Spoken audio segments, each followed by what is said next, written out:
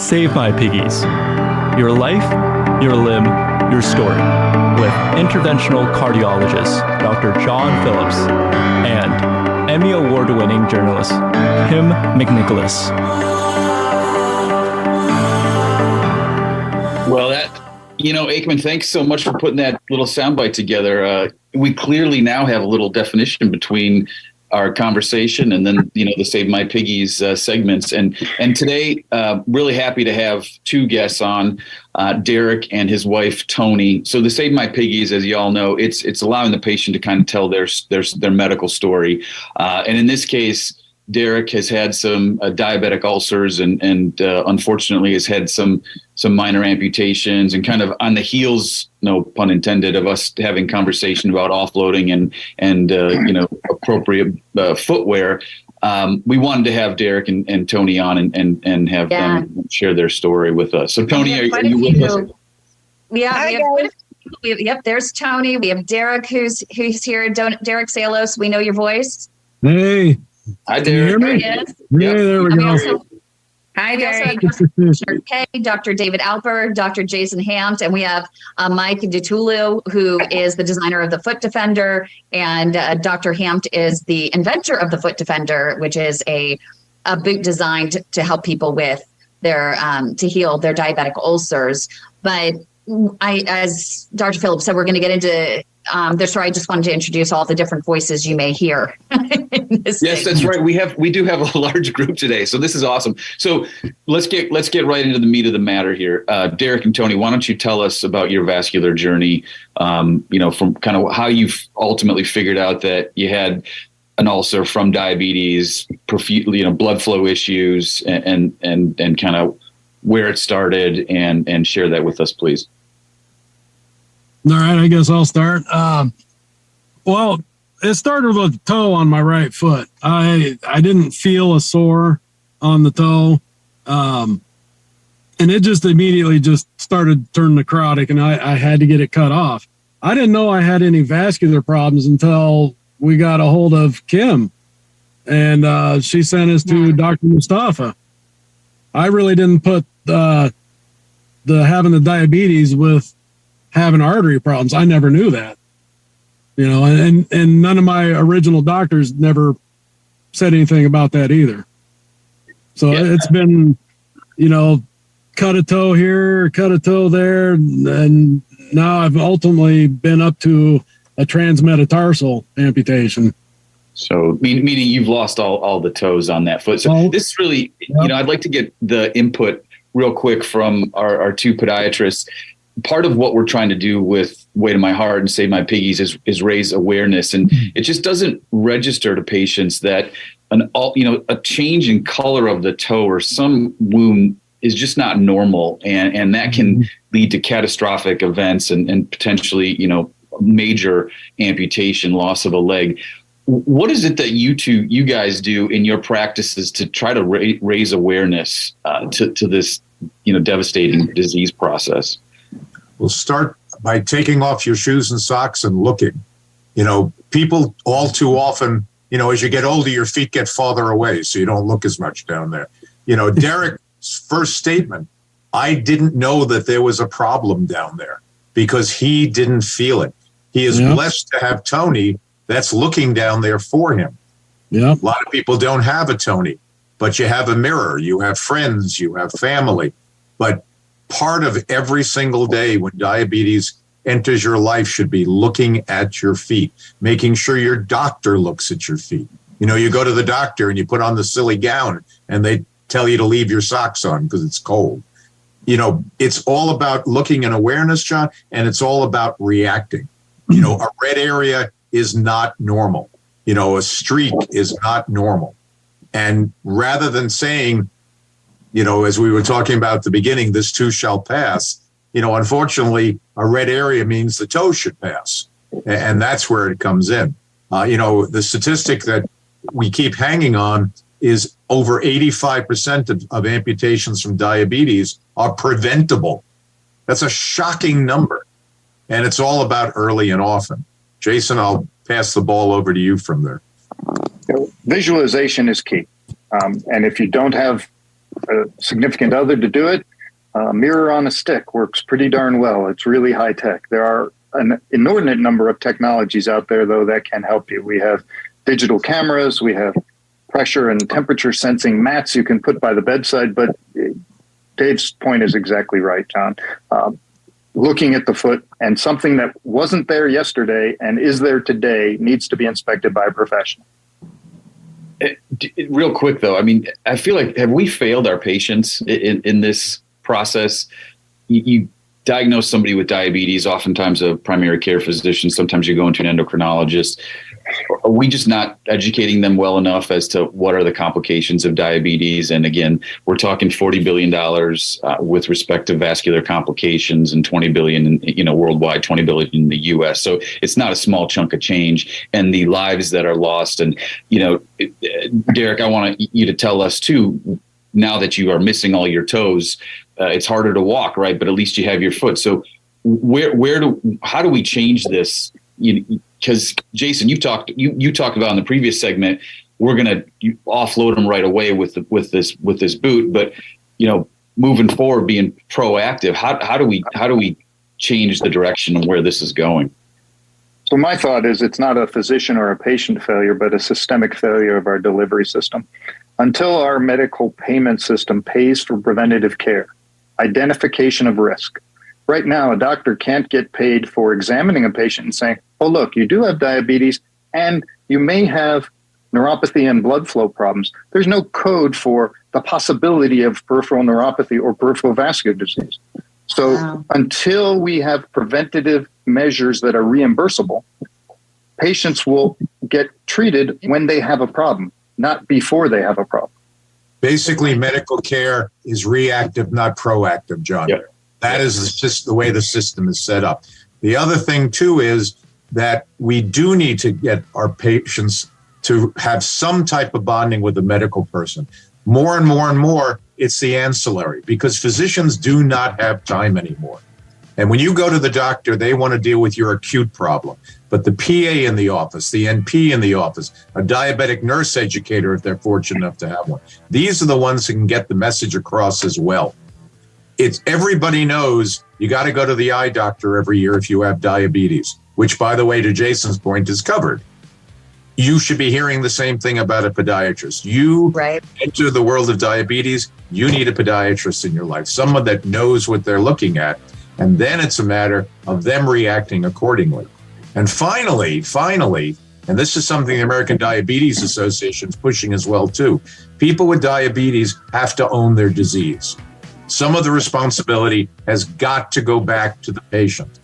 They have to take it themselves. So if they've got shoes that are just not appropriate, if they're not looking at their feet, if they're saying, well, hopefully this will just go away, there isn't a thing in the world that a doctor can do.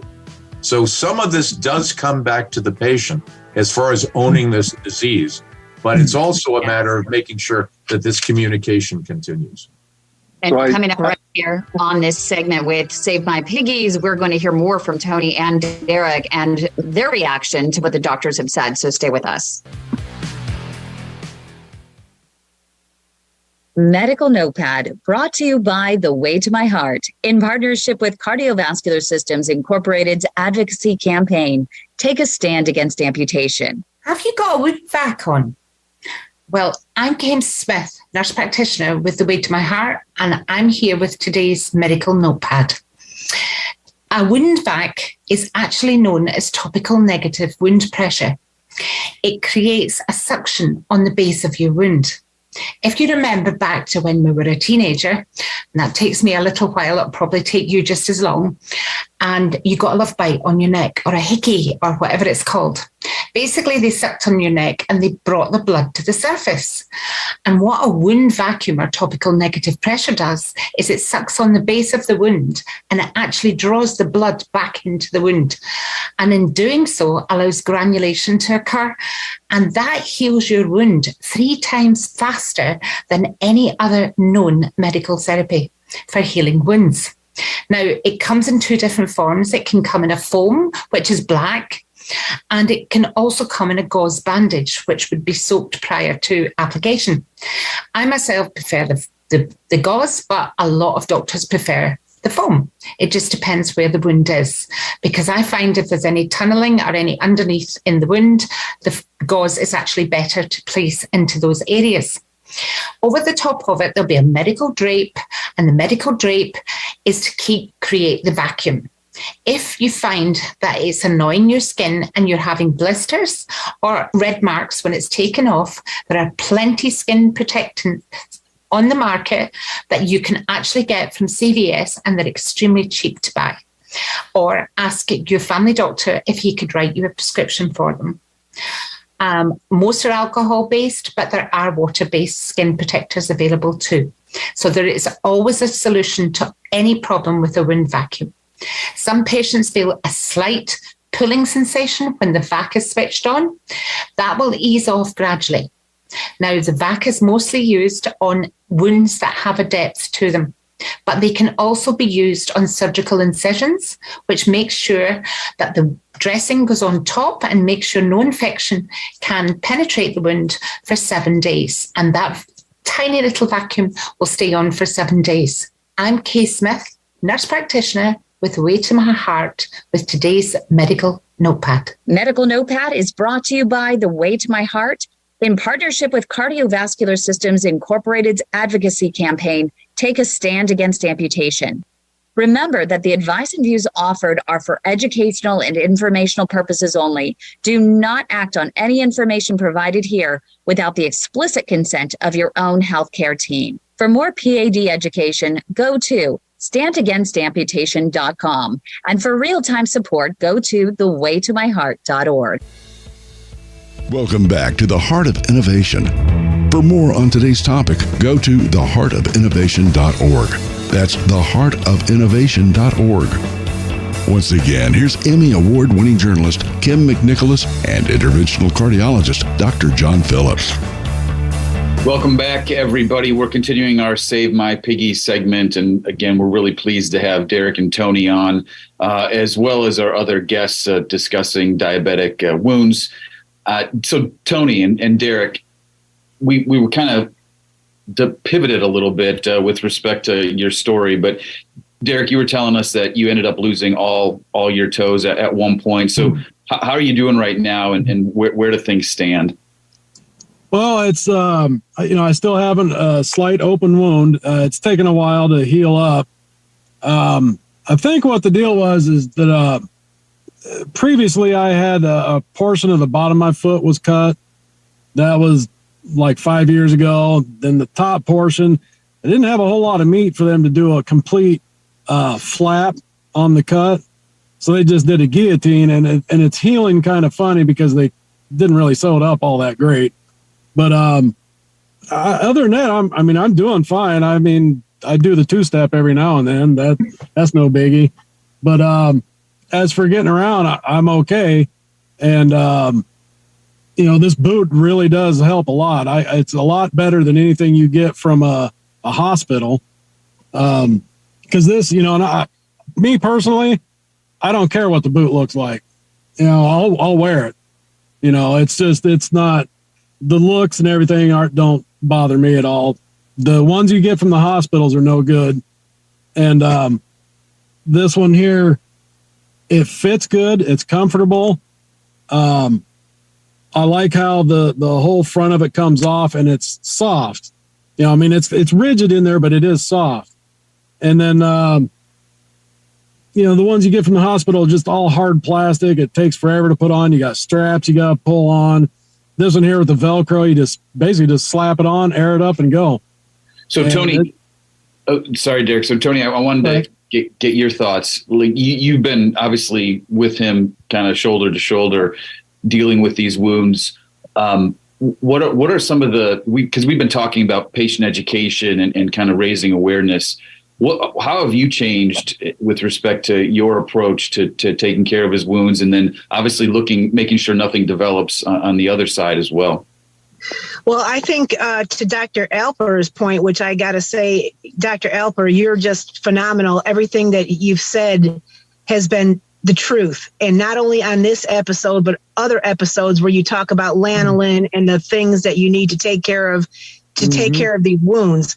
I think really following a nutritional plan, really educating yourself, and thank God for Kim and Kay from The Way to My Heart, because through their resources and really dealing with the fact of taking care of your diet, making sure that you're keeping clean wound pads and really monitoring the situation, and really Derrick's adherence to it. Because when I think of Derrick, I mean, Derrick was a railroader. He's a very blue collar, meat and potatoes kind of guy. So for him to like change his whole life, to stop smoking, to really adhere to a program of eating right most of the time, and then having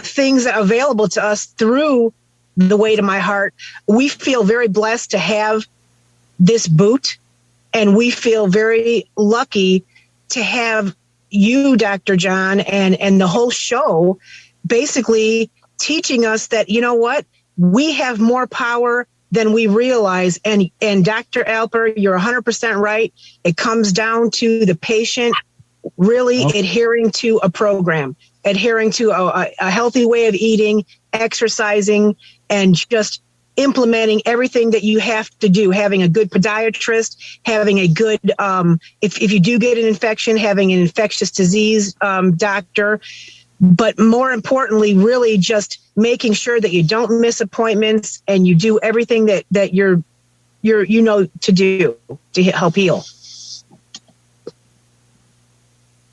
But this is something that's gone on so much longer. And why is that, Toni and Derrick? I mean, there are so many gaps that you have, experienced in healthcare that I had before the show talked about with Dr. Hampton and Dr. Alper, that some of what you've experienced has been what even they have said has been below the standard of care, which is you didn't get the revascularization of his foot prior to amputation. You're not getting the foot checked, at every single appointment. So Kim, I'm going to jump in on that. And Toni, let me throw something at you. It is vitally important to embrace the idea of second opinions, especially when someone's coming at you with an aggressive treatment. There is nothing insulting about asking for a second opinion. And if a physician has insulted you want to do that, I would run from that physician, because that second opinion is either going to validate what they're thinking or giving you a better or a different approach. And patients are all too often, I don't want to insult my doctor. You know what? It's not insulting. So Kim, to your point, that's where I think one of the gaps came through here, is that Toni and Derrick were put on the conveyor belt without a chance to really jump off and see what else they were walking by. And I want to bring up one, that's a very good point, doctor. And I want to bring up another point. When Derrick first got this black gangrenous area on his skin, people need to know that once you get an ulcer, it's a speeding train. It's not something where you get this little ulcer and then all of a sudden the doctor is able to manage that. No, those ulcers turn into 1 and 2, and then it turns into the other foot. And it is a speeding train. It goes very quickly. And if you don't hurry up and get with a good podiatrist and get with a good team and have an advocacy program with The Way to My Heart, and somebody really making sure that you're educated right away, that's where you're starting to see the amputations just going much quicker, because you don't have anybody behind you and educating you, and you're relying on yourself, who is not a doctor. On that note, that very good point. We're going to head to break. Save My Piggies. We'll be right back.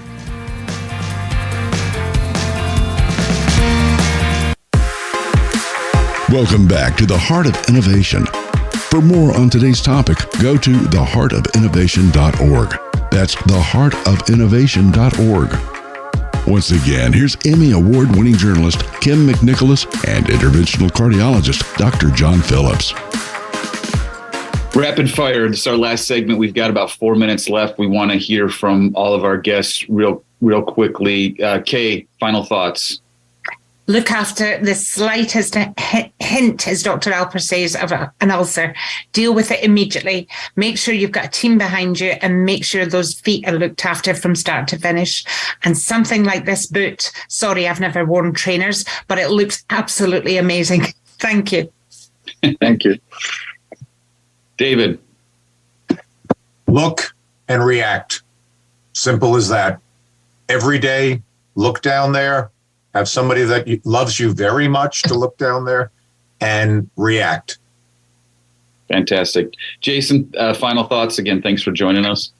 Thank you for having us. So one of our mantras, one of our words of action is we want people to start treating diabetic foot ulcers as a end stage disease, not the beginning of a problem, but as the expression of the entire diabetic system failure, the vascular compromise, the offloading not working, and the metabolic process of the patient failing.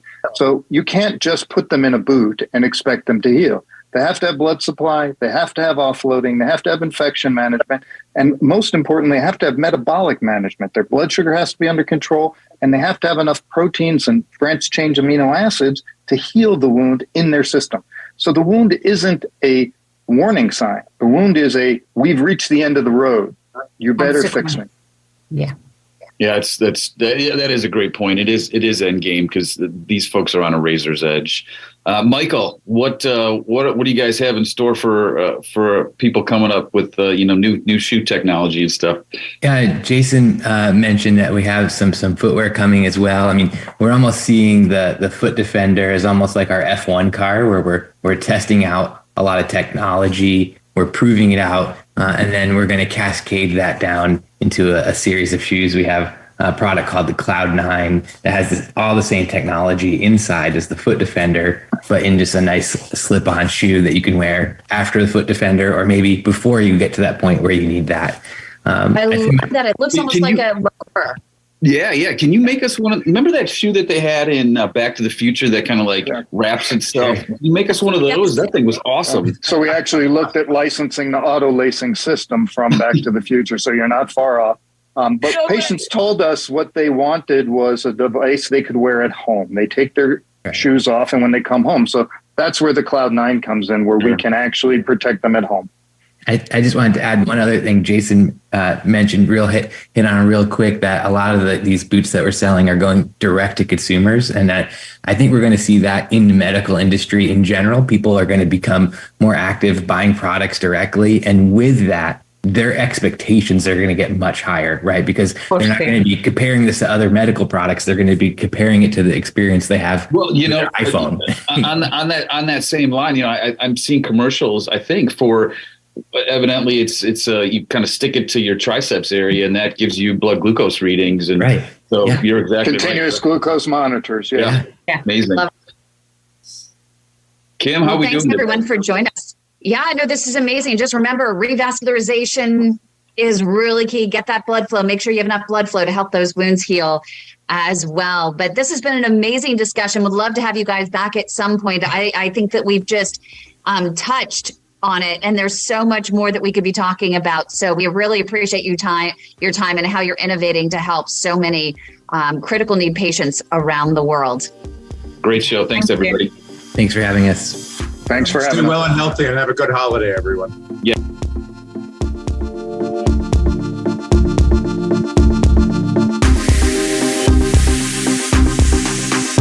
You've been listening to The Heart of Innovation with Emmy Award-winning journalist Kim McNicholas and interventional cardiologist Dr. John Phillips. Our mission is to help patients live a better quality of life through comprehensive education, real-time support, and high-touch advocacy in partnership with thewaytomyheart.org and take a stand against amputation. Our purpose is to reduce the 1.5 million heart attacks and strokes and nearly 200,000 amputations annually. For more information regarding topics you've heard discussed on today's program, go to theheartofinnovation.org.